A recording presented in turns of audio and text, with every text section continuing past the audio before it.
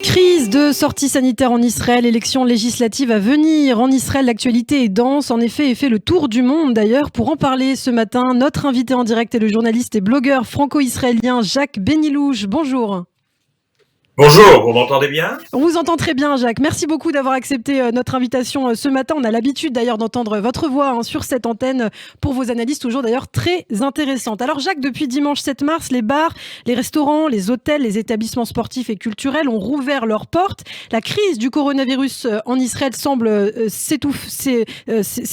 Seuls 2386 nouveaux cas de coronavirus ont été enregistrés samedi. Concrètement, la vie semble reprendre son cours peu à peu. Désormais, on n'envisage donc plus vraiment de reconfiner dans le pays. Bien, depuis dimanche, la vie a repris tout à fait normalement. Les restaurants ont ouvert, c'est le plus important. Les bars, les restaurants. Et donc, nous n'avons pas de restrictions. Il n'y a pas ce qu'on peut dire, c'est qu'il n'y a pas une foule tout d'un coup qui s'est ruée sur les restaurants. On s'attendait à ce que les gens se ruent. Eh bien non, ça a été normal. Personnellement, j'ai déjà été dans 2 restaurants, donc c'était tout à fait normal. Oui. La vie reprend. Je crois que c'était le point le plus important. Alors, autre point d'actualité ce matin, Jacques, ce sont ces élections législatives qui approchent. La campagne électorale bat son plein avec son lot de sondages hebdomadaires. Aujourd'hui, on a quand même l'impression que les électeurs israéliens, tout de même, sont assez lassés de tout cela après déjà beaucoup d'élections en Israël. Et puis, il y a aussi, on ne peut que le constater, une absence de débat dans le pays entre les différents partis politiques dans les médias israéliens. Quelle est votre analyse justement sur cette situation, Jacques Benilouche ? Alors, ce que je peux vous dire, c'est que si on attend les sondages pour savoir ce qui va se passer, eh bien, on pourra attendre longtemps. Eh bien, il y a un problème, c'est que les sondages ne sont pas fiables, surtout qu'il y a à peu près 10 à 15% des sondés qui ne se sont pas encore prononcés. 10 à 15%, c'est à peu près 12 à 15 voix. Donc, on peut pas faire des sondages sérieux avec 15 députés sur 120 qui ne sont pas encore attribués. Alors, le problème, c'est que la campagne électorale a été la plus terne que j'ai connue.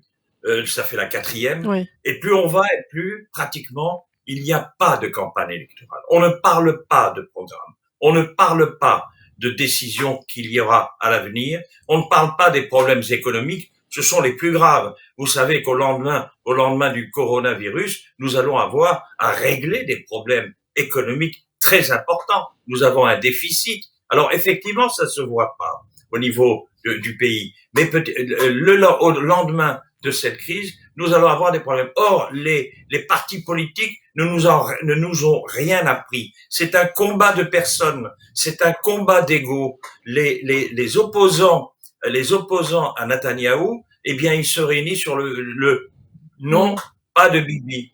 Oui. Pas de Bibi. Et donc, c'est pas comme ça qu'on peut faire une campagne électorale. Et on n'attire pas les gens par cela. Et puis, le problème, c'est qu'il y a, en face de Bibi, il y a 3 leaders qui se combattent entre eux, qui veulent effectivement prendre la place de Bibi Netanyahou. Eh bien, ils n'arrivent pas à s'entendre. Et comment voulez-vous qu'on puisse faire une coalition si l'opposition ne s'entend pas? Alors, il y a en tête de cette opposition, il y a effectivement Lapid qui autour des 20 députés. Et par contre, Gideon Sa'ar a fait illusion. Il a commencé sa campagne avec 18 sièges, ce qui était beaucoup. Eh bien, il s'effrite au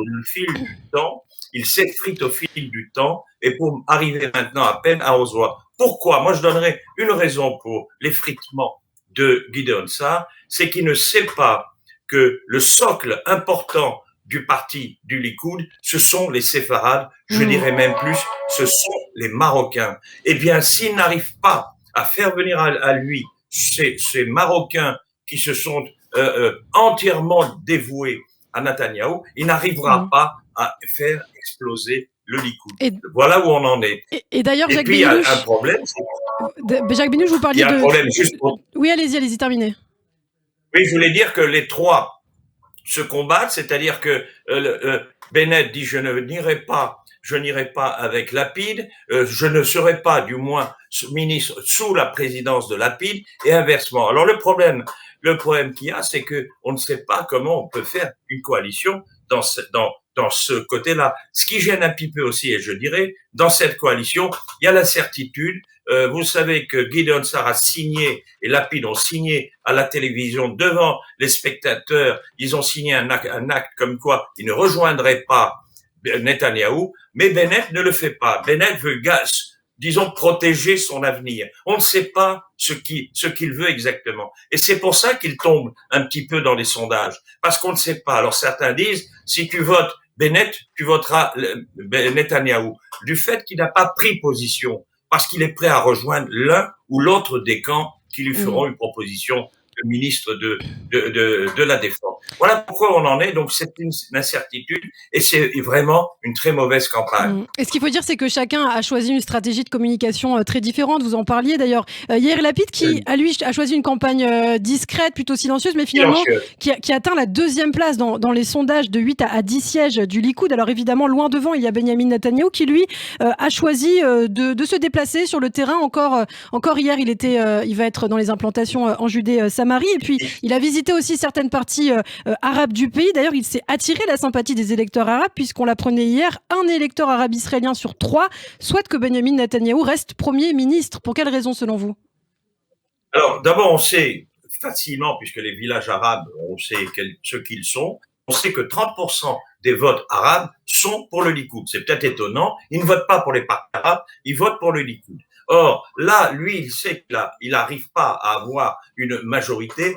Même si Bennett le rejoint, il tourne autour de 58 voix. Alors, on lui donne l'idée qu'il va certainement faire appel au parti arabe. Alors, ce qu'il avait interdit, je dirais, à Gantz aux dernières élections, eh bien, lui va le faire. Il est pratiquement certain qu'il va obtenir les voix de Ram, qui a d'ailleurs quitté la liste arabe unie, et ça fera à peu près 4 députés. Ce sont les 4 députés qui lui manquent pour arriver avec Bennett à avoir la majorité. Voilà donc où on en est, c'est-à-dire qu'en fait, il y a cette incertitude autour des élections. Je vous avoue que personne n'est capable aujourd'hui de faire des prévisions sérieuses.